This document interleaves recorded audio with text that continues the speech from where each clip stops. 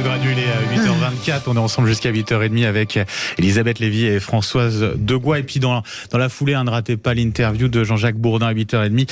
Il recevra Raphaël Morave, ambassadeur d'Israël en France. Et justement, on continue de parler de ce déplacement d'Emmanuel Macron au Proche-Orient.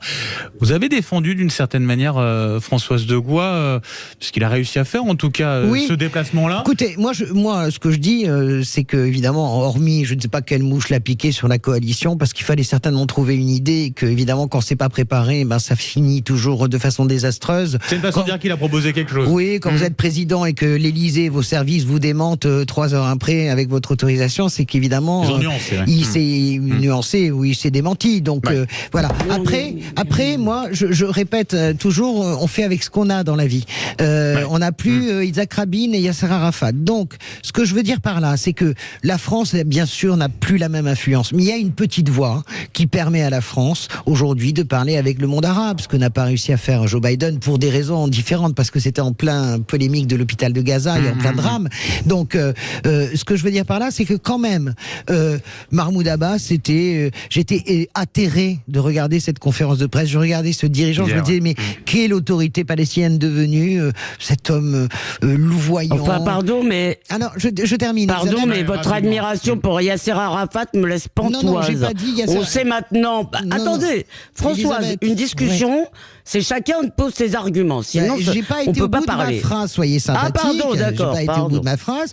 Je dis quand même que nous avons... Il y a quand même, si vous voulez, ce voyage en Jordanie, peut-être Al-Sisi. Voilà, on a reparlé des deux États, on a reparlé d'un processus politique, pourquoi pas. Donc voilà. Et Elisabeth Lévy, oui. Alors d'abord, j'aimerais dire que votre admiration pour Yasser Arafat me laisse pantoise parce que vous connaissez... Ah non, bon, j'y vais. Oui. Vraiment, si je peux pas parler, j'arrête. C'est vraiment pas possible. Donc, je reprends ma phrase pour la 3e fois. Si on m'arrête, j'arrête la discussion. Donc, non mais c'est insupportable. Votre admiration pour Yasser Arafat, pour quelqu'un qui a connu les coulisses, si vous voulez, et qui sait qu'il était d'une duplicité, qu'il rentre de Camp David. Oui, je vais continuer. Il rentre de Camp David. Il va dans une mosquée. Il dit, mais tout ça, c'est de la taquilla. C'est pas vrai. On va libérer la Palestine de la mer au Jourdain. Donc ça va. La deuxième chose, si vous voulez, c'est que moi je suis tout à fait favorable à un État palestinien, mais c'est l'Allemagne 45 Gaza.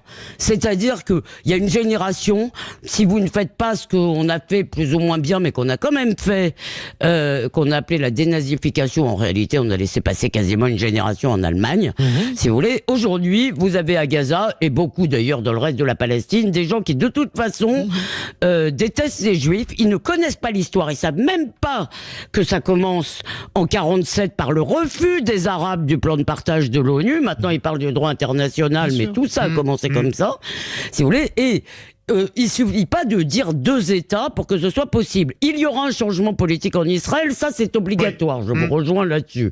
Deuxièmement, et j'arrête là, je pense qu'il n'est pas possible de ne pas en parler. Il y a des mots-clés dans le conflit proche-oriental. Donc oui, il faut parler de l'État palestinien, mais moi, je pense qu'avant de le faire, cet État palestinien, il va falloir s'attaquer à cette question. Je suis d'accord. Je voudrais juste dire que je n'ai aucune admiration pour Yasser Arafat. Je dis mais je dis pas du tout. Je dis simplement qu'à un moment donné, qu'il soit dans la duplicité ou pas, il y a un moment donné, 2 hommes se sont serrés la main et il y a eu un début de commencement qui s'est arrêté avec l'assassinat de Rabin. Donc vous comprenez, et après qui s'est arrêté à Tabar en 2010, c'est-à-dire ça fait 22 ans que tout est gelé.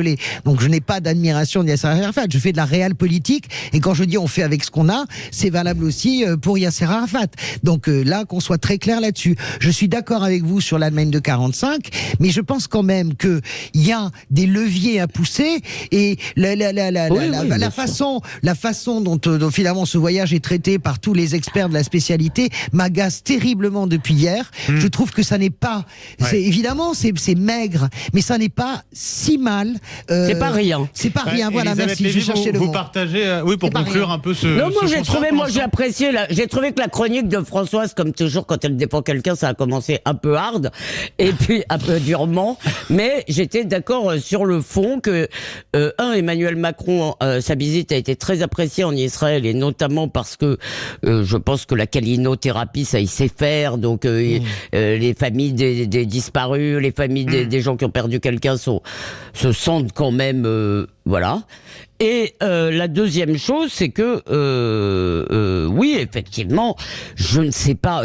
Son histoire de coalition, ça me semble assez fumeux. D'ailleurs, c'est ce que vous avez dit, Françoise, pardon. Oui, c'est fumeux. Allez-y, parce que vous avez l'info, apparemment. Non, oui, c'est tout à fait fumeux. Je dirais juste, moi, que toutes les oppositions qui critiquent, si Marine Le Pen, si Jean-Luc Mélenchon, qui fait un tweet toutes les 3 heures, hein, ça devient comme un forcené, d'une certaine manière. Et comme vous lui répondez, ça vous prend beaucoup de temps. Et je lui réponds, si tous ces gens-là étaient à la place d'Emmanuel Macron en situation, ils auraient fait exactement le même voyage, exactement avec les mêmes mots. Donc, épargnons-nous ce genre. Pourtant, moi, je suis une opposante à Macron. On s'épargne tout ça. Le Proche-Orient n'a pas besoin de nos colères. Et je pense que les Israéliens et les Palestiniens se passent très bien de notre vision du monde. Merci beaucoup, Françoise Degois. Merci beaucoup, Elisabeth Lévy. Très bonne journée avec Sud Radio. Dans un instant, c'est Jean-Jacques Bourdin que vous retrouvez avec son invité politique, l'ambassadeur d'Israël en France, Raphaël Morave. Très bonne journée sur Sud Radio.